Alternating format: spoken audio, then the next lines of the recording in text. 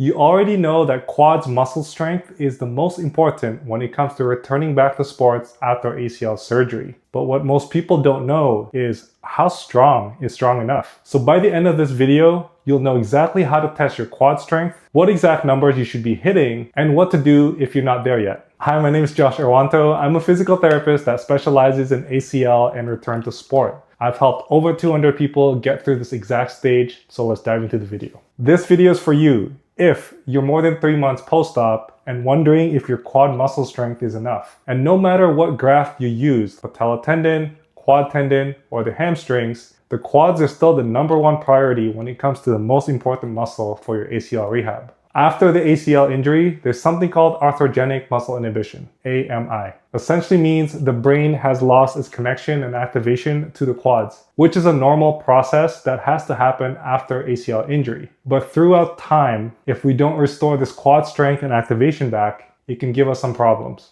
And it's a problem that we need to measure with exact numbers and milestones, not just feelings. So let's go through the tests. I'll start with the most accessible to the least accessible tests so that you can start testing no matter what equipment you have access to.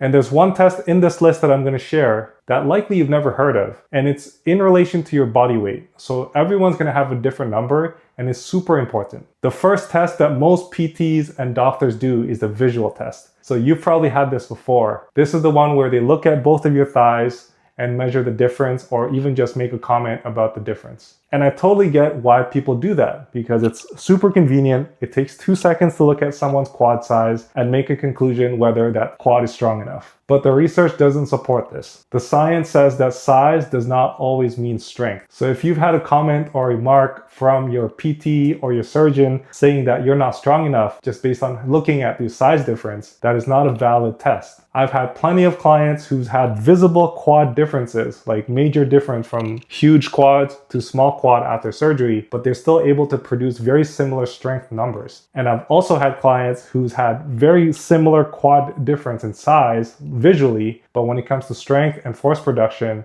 there's a massive gap. So essentially, the visual test is a good baseline to start the comparison, but it's not enough on its own because more testing is needed to make a better conclusion. The next test is a movement test. It doesn't isolate the quad muscle specifically, but it gives a good general sense of your single leg strength and confidence. The test is a single leg sit to stand, and this is very easy to do. You can do this at home or at the gym. You can use a box, you can use a bench or a chair. You want to sit down and stand up on one leg. The key here is to do it with control, so not using momentum and not using the other leg to assist you. And you're aiming for at least 15 repetitions with good control. Now again, this doesn't tell you everything about the quads because it's not isolating the quads. But I like using the single sit to stand test as part of a bigger series of other tests that we're going to go over now. Now we're going to talk about the test that I like the most accessible, so most of you should be able to do this. The 5 rep max test on a leg extension machine. And this is exactly how to do it. You want to find the most amount of weight that you can do on single leg on the extension machine. The goal here is 5 reps, meaning what is the most amount of weight you can push on one leg in 5 reps. But here's the key. On the 5th rep, you should be pushing near to failure, meaning you cannot do a 6th rep even if you tried. The most common mistake that I see people do is not using enough weight. Remember, this is a 5 rep max test. The key word is max. So what is the most amount of weight that you can push on one leg within 5 reps? This is how you get a clear understanding of your true strength on your left versus right side. Do this on both legs and then compare the difference to get the symmetry numbers. For return to running, we like to see at least a 70% symmetry. For returning to sport, we like to see at least a 95% symmetry. So you want to keep strengthening that quad on the surgical side to at least reach 70% symmetry for a return to jog. Now here's the test that I mentioned earlier. This is the number that most people haven't heard of, but once you know it, you have a clear benchmark of what you should be hitting. You're going to use that same test that we just talked about. So on the leg extension, single leg, 5 rep max test. For returning to sport, if you want to be confident and make sure your knee's actually ready, you've got to be able to do that 5 rep max test on one leg,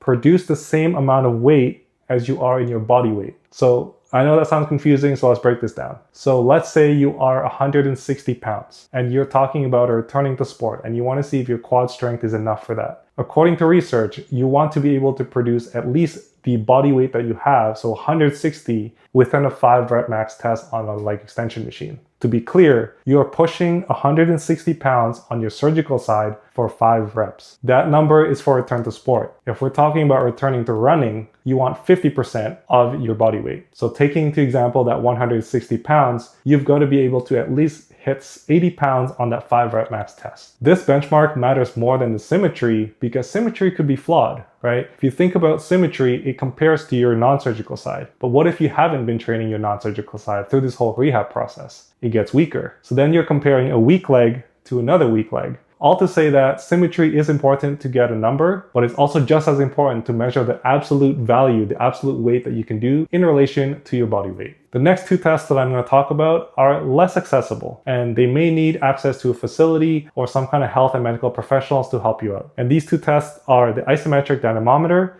and the isokinetic machine. So the isometric dynamometer, these are more common in PT clinics now. You can do them. You can even purchase one yourself and set it up at the gym. Essentially, it measures the amount of force that you can produce at a very specific angle without moving the load. Very useful, very accurate, and you can compare the symmetry on both sides. And the isokinetic machine, like the Biodex and the Cybex, has been deemed the gold standard in a lot of research studies. This is slightly different than the isometric because this one measures the amount of force you can produce at different speeds and at different angles. If you have the chance to do this, definitely do it because it's considered the gold standard. But these tests are not mandatory. There has been many people who haven't done the isometric dynamometer and the isokinetic, and they're back to playing sport with no problems. So at the minimum, you can do the 5 rep max test on that leg extension machine and the single sit to stand test today. That gives you real numbers to start working with. But if you can add the isokinetic machine or the isometric dynamometer, that's even better. If you want to see how testing your quad strength fits into a bigger part of our return to sports plan, I put together a free video training that explains the exact process that I've used to help people get back to sports after ACL surgery.